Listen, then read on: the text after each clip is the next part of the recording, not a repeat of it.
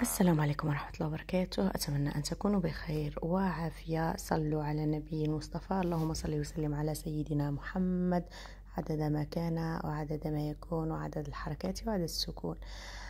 فيديو اليوم هو عبارة عن دواء فعال وجدت معه نتيجة للقضاء على الفئران. بالنسبة للفئران تأتي من الخارج، يعني ليست في المنزل، يعني لا يوجد عش وإنما تلك الفئران الصغيرة تأتي من الخارج بحثا عن الأكل عن الماء، وخاصة أن في فصل الصيف.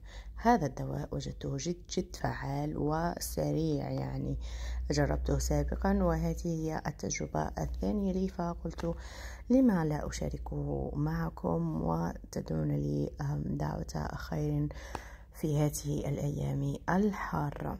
ضعه مباشرة فوق أي طعام، بعد أن يتناول مباشرة سوف يموت.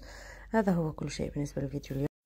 لا تنسوا دعمي بالاشتراك في القناة والتفاعل مع الفيديوهات، وكذلك زيارة صفحتي على اليوتيوب ولكي أتحفز وأنشر فيديوهات مفيدة أخرى وصفات طبيعية. أراكم في فيديو قادم إن شاء الله.